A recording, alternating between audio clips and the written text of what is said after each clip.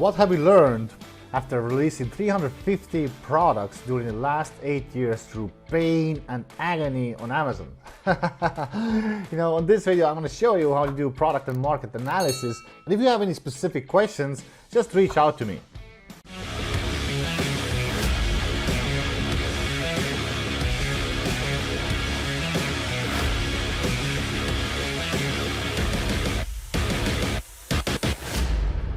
Now, there are many ways how to start selling on Amazon, but the best way is when you have some sort of system that gets you unstuck when you are stuck.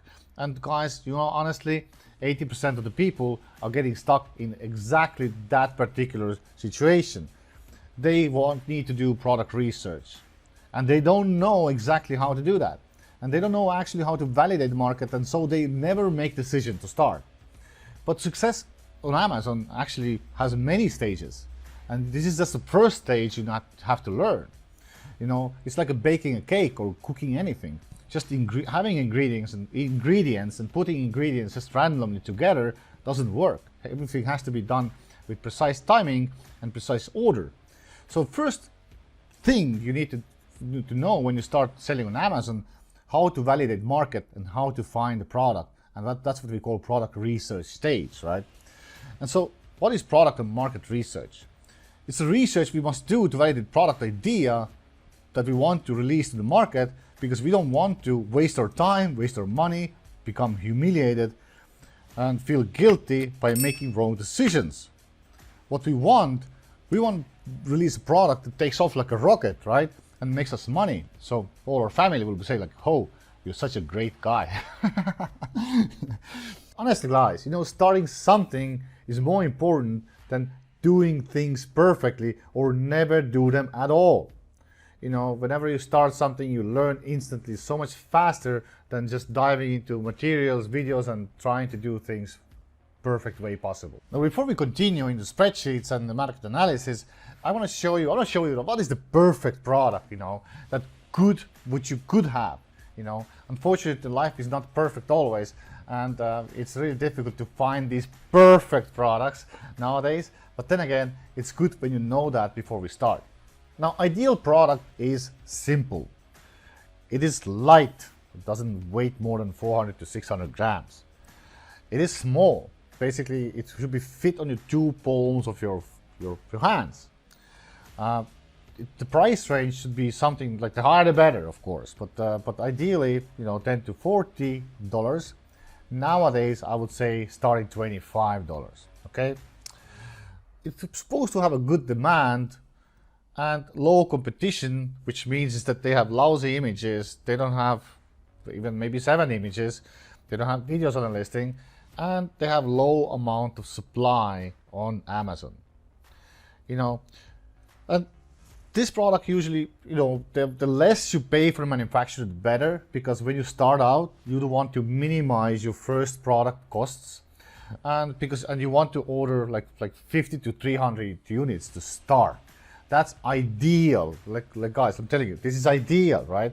But even in 2014-15, we still had these products. It's more and more difficult to find these small items that you can release with a low amount of costs and expenses to test out the product. Because guys, when you start Amazon, you're a novice. You're just starting out, right? If you put crazy amount of money into the game instantly, it's not a good idea. And in order for you to avoid that, you need to learn how to validate supply, demand, competition, and profitability. So if you know how to validate and find these numbers from the Amazon, and the better you do that, the better or easier it is for you to make decision on your product idea which you want to release. Now guys, before you start searching products on Amazon, you understand that you first have to find a keyword. And you know what? The reason you want to find the keywords is because Amazon, this is natural way of purchasing on Amazon. People type in the keyword and then they start looking for product. We need to follow the same path. We need to find a keyword that has low amount of supply, low amount of competition, high price, and high demand, right? And so the easiest way to do that is just typing in, like, first of all, think about like future, think about what's going on at the beginning, like right now in the world, where the trends are going, what type of products you like, what type of products you purchased. Write those things down, and maybe even have like expertise in certain product. So this product would be good to sell because you have knowledge about that product, right? But let's say I'm interested in the future. I know that everything's going more expensive, survival is more popular. I want to start looking for water purifier, and so I'm typing water purifier survival, and now I can see different type of water like purifier survival products here, right?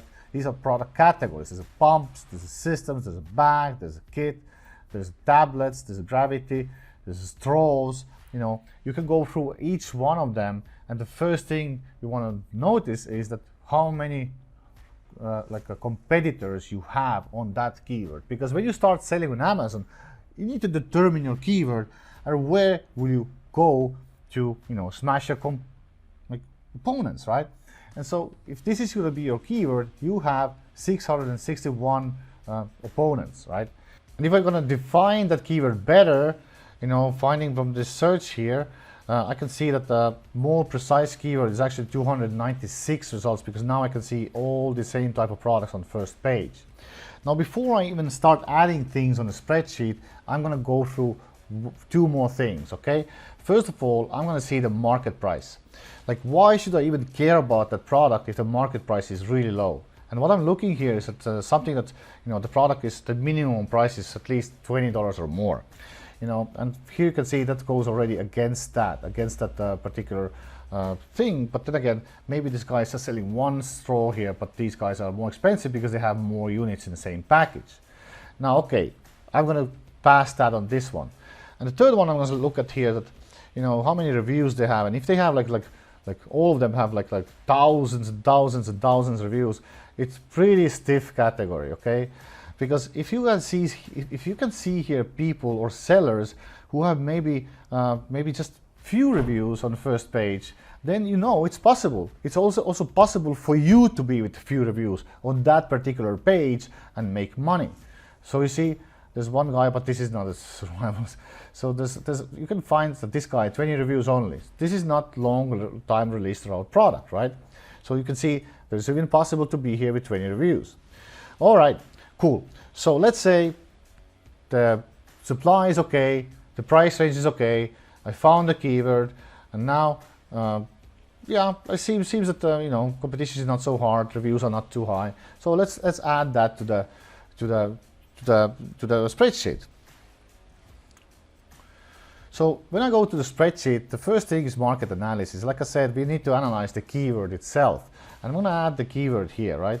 And it doesn't matter what type of numbers we have here, but basically the next question is like, okay, so what's the search amount? Basically, what's the search amount? This one. And what's the supply amount, right? Supply amount we got easily from the Seller Central simply by typing in this number 296 here, okay?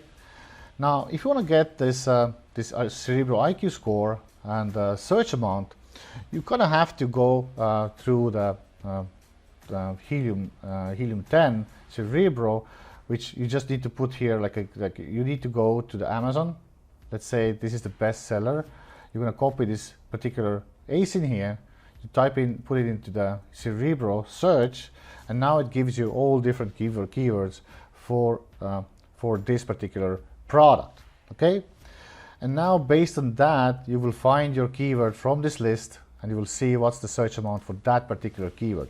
A lot of guys go wrong here because they just look at, okay, there's not many competitors, but then again, they don't know that there's not much demand either. So let's put this in there. Let's see. Okay, let's put this one here and apply filters. Let's see, what do we find. You know, this one has really low Cerebro's IQ score because it also has a really low search volume. Okay.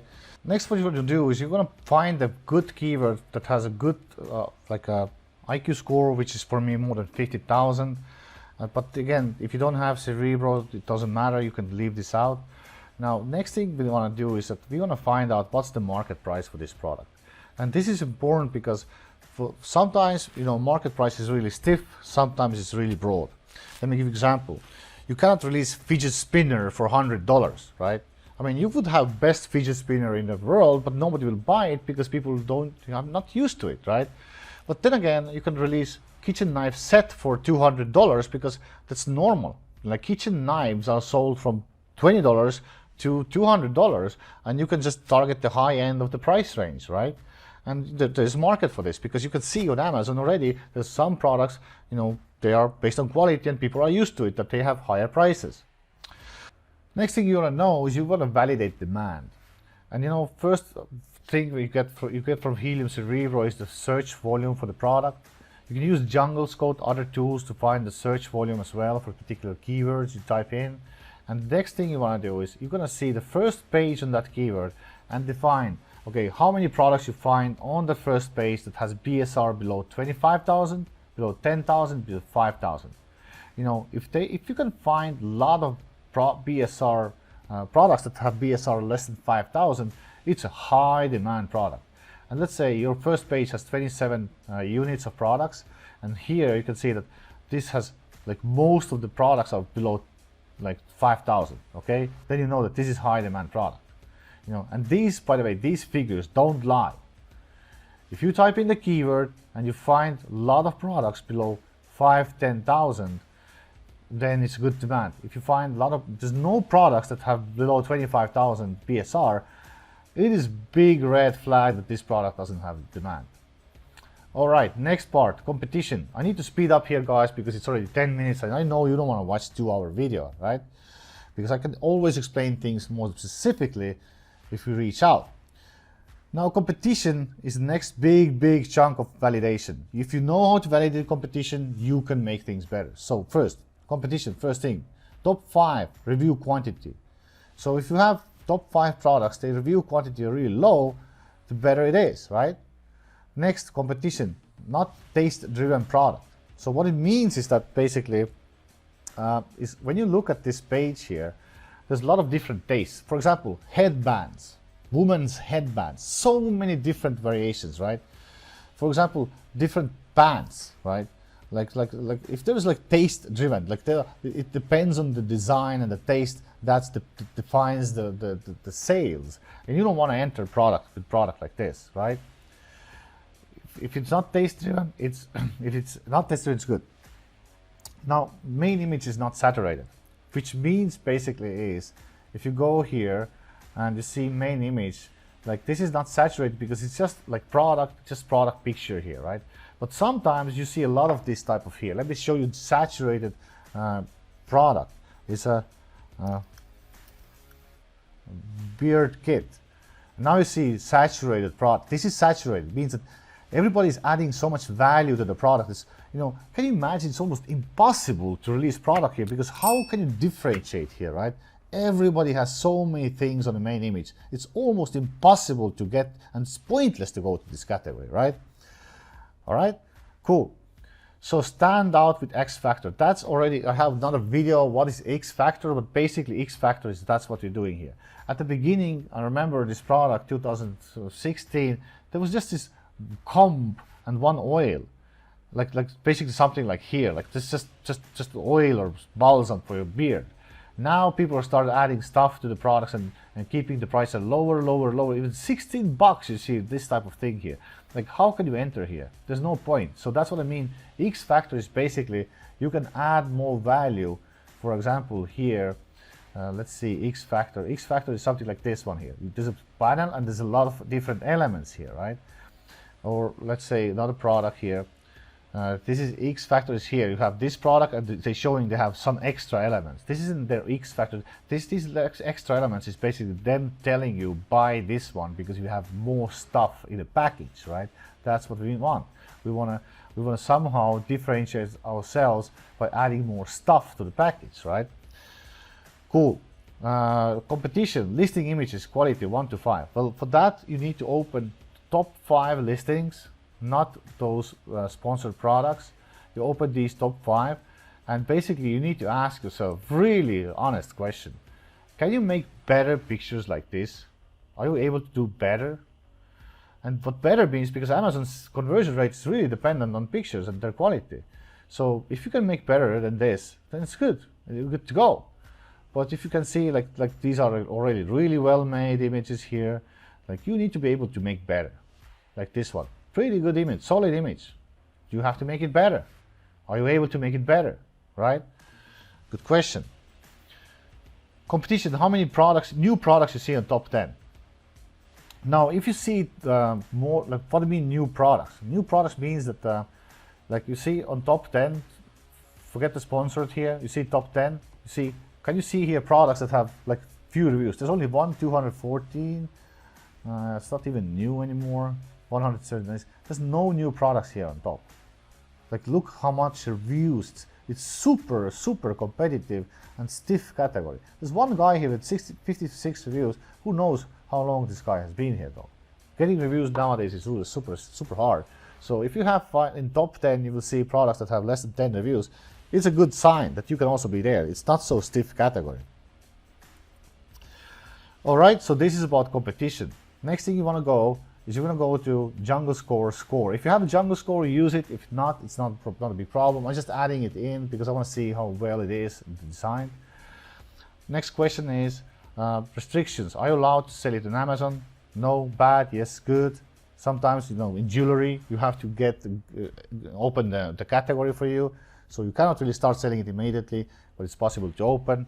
And by the way, if you're not too allowed to sell something and you can get it open easily by research or just finding companies who can do it for you, that's also a good thing because you might end up having less competitors in a category that's restricted for beginners, okay? Now, patent research, also good stuff to do. Just type in, search a little bit patents. I'm not going to show you how, like this video is going to be too long. And that's it. That's your market analysis. That's the first part of market analysis. That's where you analyze the keyword itself. Okay? So how do you validate what's good or not good? Well, you don't, unless you do many researches. If as soon as you're going to do five times of this stuff, you start seeing different numbers in, and then you basically can validate, you know, what it is. Demand, basically, it's super simple to validate. The more products below BSR 25,000, the better it is. Search the bigger it's better, right? The competition again, this the review range, not taste driven, pretty solid understanding here. Now guys, since I don't want to make 2 hours video, I went through this pretty fast, okay?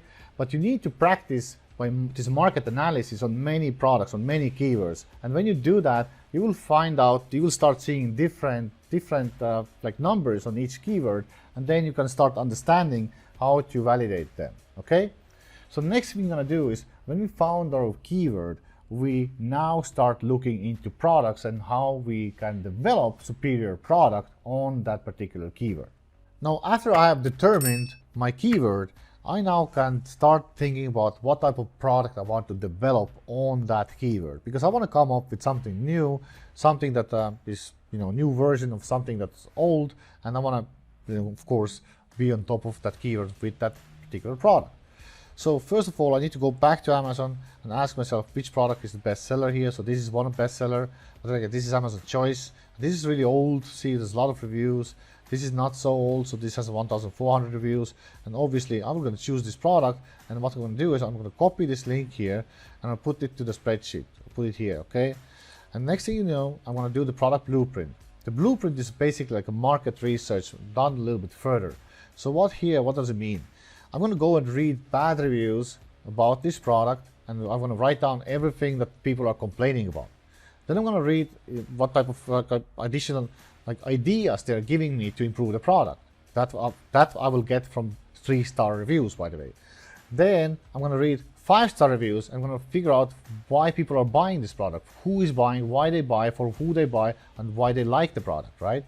And then I'm going to just basically think about, what can I add to my product on main image?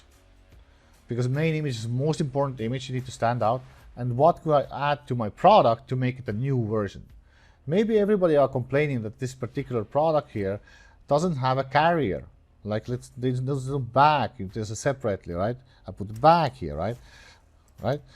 So maybe there's other elements. Maybe there's a filter, like a filter is bad, right? Maybe there's some other stuff that are not so good. So I'm going to add that stuff here. So these are every problem people describe on Amazon is my opportunity to make better product. Okay. Now I'm going to do X factor. So what is X factor? X factor is basically like a higher additional value that customer perceives just looking on your main image and price and headline. So let me show you. There's two products here, right? So let's say which one has X factor. This particular product has on the main image stand, they have bag, they have additional elements, and they even have a lower price on top of the product, right? So that's, and also they have good reviews, so this is X factor. They have a lot of different elements on the main image for the same price. That's what I call X factor, and that's what you need as well with your product, because your product has to stand out with the main image. So people can understand instantly that has more value for the same price. Now, for the X factor, I will add bag here. Bag, like more filters. I will add maybe like a new element, new additional. Basically, I'm going to add stuff here, right? Now, after you have done that, you basically now you need to go to Alibaba or whatever supplier, right? And then you need to explain that to them. You literally show, I want this product with these extra elements. How much does it cost?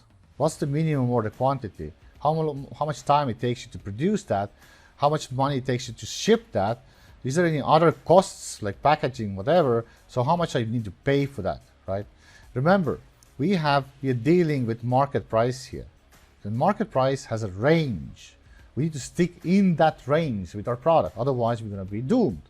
So then I'm going to just calculate my total investment amount. If they tell I need to order, like, there's a big difference. If you need to order 1,000 units with $5, it's $5,000, or they allow you to, or this particular manufacturer allows you to order maybe just 300 units with $5. So the risk is so much smaller, right?